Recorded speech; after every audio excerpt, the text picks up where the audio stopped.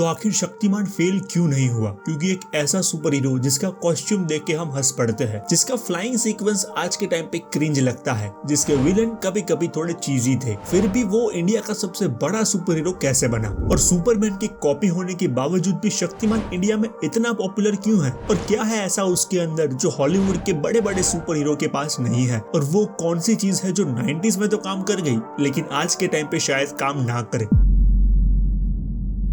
तो सबसे पहले बात करते हैं कि हाउ शक्तिमान बिकेम पॉपुलर। तो इस चीज को समझने से पहले थोड़ा कॉन्टेक्स्ट समझना जरूरी है। तो 90s के टाइम पे ना तो नेटफ्लिक्स था, ना ही यूट्यूब और ना ही कोई OTT प्लेटफॉर्म। एंटरटेनमेंट के ऑप्शन लिमिटेड थे। मोस्टली बच्चे हॉलीवुड के सुपर हीरो को जानते थे, जैसे like Spiderman, Superman and Batman, जो कि काफी कूल थे, लेकिन उनमें एक अपनापन मिसिंग था। और वही अपनापन हमें दिया शक्तिमान ने। शक्तिमान की पावर सिर्फ एक एलियन प्लेनेट या एक्सपेरिमेंट का रिजल्ट नहीं थी, उसकी पावर योगा और मेडिटेशन से आती थी। मतलब एकदम इंडियन रूटेड बैक स्टोरी जो हटके थी और बच्चों के साथ इंस्टेंट कनेक्ट कर गई। पर सवाल अब भी वही है कि शक्तिमान इतना पॉपुलर बना कैसे? तो इसका जवाब सिंपल है, रीच प्लस कंटेंट। उस टाइम पे टीवी पर लिमिटेड चैनल्स आते थे और दूरदर्शन सबसे ज्यादा हाउस होल्ड तक पहुंचा था। मतलब जिस घर में टीवी है उस घर में दूरदर्शन तो देखा ही जाता है। और शक्तिमान दूरदर्शन पे टेलीकास्ट हुआ तो उसकी पॉपुलैरिटी स्प्रेड हो गई। और सबसे इम्पोर्टेंट कि वो एक ऐसा सुपर हीरो शो था जो स्पेशली बच्चों के लिए बनाया गया था। और उस समय के बच्चों के पास कार्टून के अलावा कोई live action super hero show नहीं था। एंड अब बात करते हैं कि शक्तिमान फेल क्यों नहीं हुआ? तो उसका एक रीजन है कंपटीशन। इंडिया में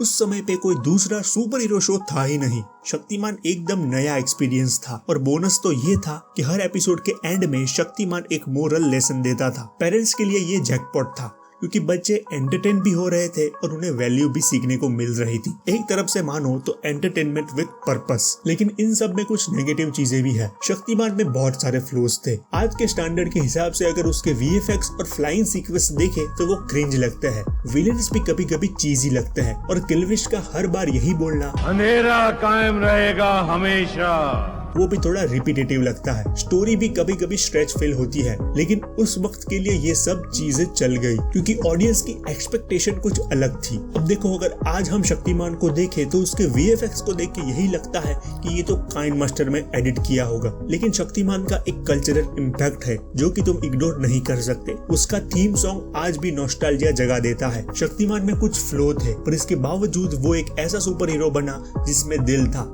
वैल्यू थी और एक इंडियन आइडेंटिटी थी। और शायद वही सबसे ज्यादा मैटर करता है, because some time heart beats over perfection.